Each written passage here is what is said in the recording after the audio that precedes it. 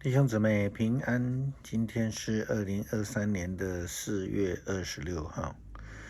今天的经文是诗篇134篇，出埃及记第24章第1节到第11节，约翰福音第21章第1节到第14节。今天要跟大家分享的主题是又吃又喝。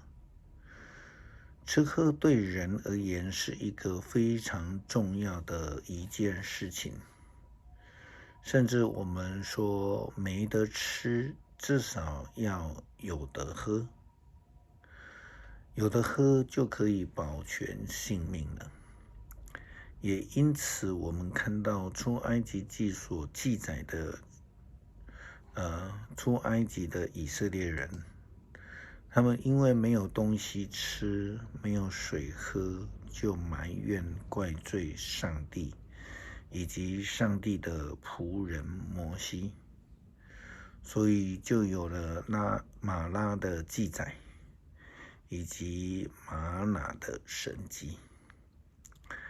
上帝让以色列人吃玛拿共40年，直到他们进入了迦南地的那一天。吃跟喝是非常重要的，是人们生活的基本需求。所以耶稣基督教导我们的主导文里面有这么一句话说：日用的饮食今日赐给我们。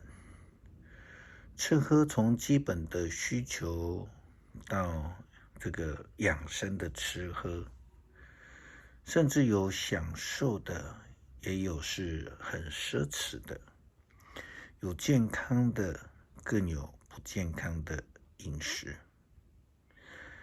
以色列人出埃及的时候遇到了许多困难，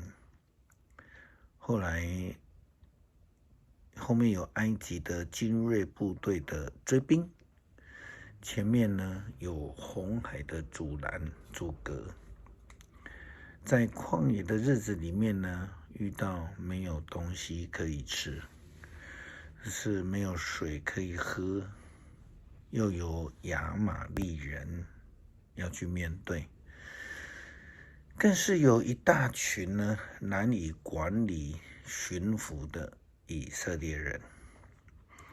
后来在出埃及记的19章记载了上帝的呼召那个摩西上西乃山的时候，上帝特别这样的一个吩咐。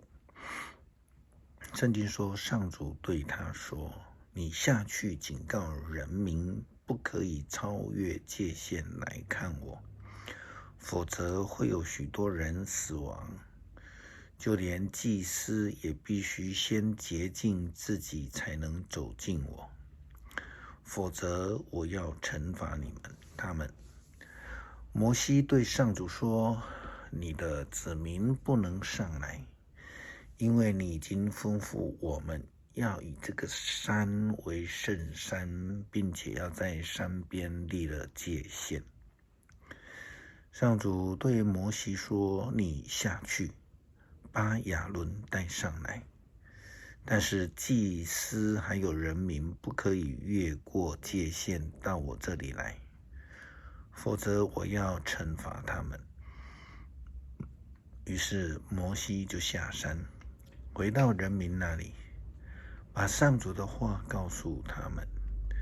这是记载在出埃及记第19章21节到25节。这里除了摩西、亚伦以外，祭司和人民都不可以越过界限，否则的话就会得到惩罚，甚至死亡。今天的经文出埃及记24章1到11节这样的记载。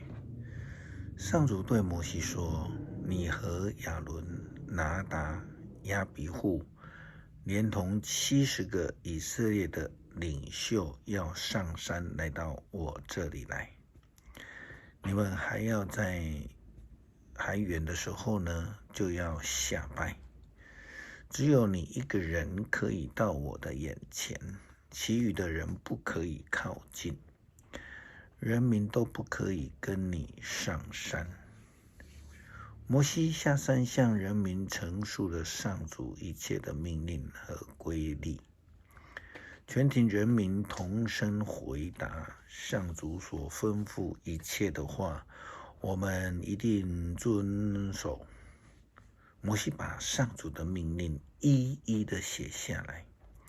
第二天一早，他在山脚下筑了一个祭坛，并树立了12根的石柱，每一石柱就代表以色列12个支族中的一族。然后他差派一些年轻人向上主献牲祭，作为烧化祭和平安祭。摩西把牲畜的血一半盛在盆里，一半洒在祭坛上，然后向人民大声宣读约书里所记载上主的命令。人民都说，上主所吩咐一切的命令，我们愿意顺从遵行。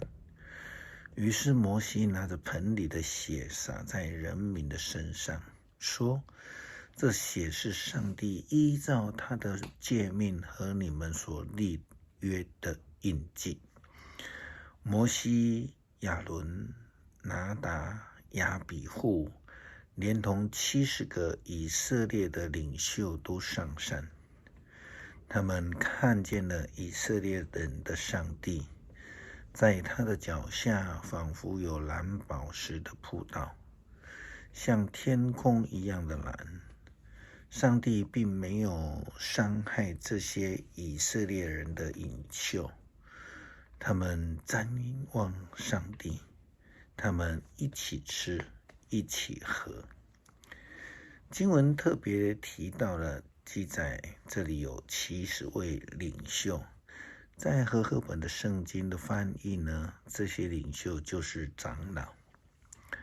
不但如此，圣经的记载说到摩西、亚伦、拿达、亚比户以及70位长老都上了山，不但上了山，更是得到平安。因为圣经记载，他们不但看到了上帝，而且又在那里跟上帝呢又吃又喝。吃跟喝代表的是什么？代表是活着，也代表着关系，更代表着上帝的祝福与礼乐。耶稣基督复活的时候呢，向门徒们来显现。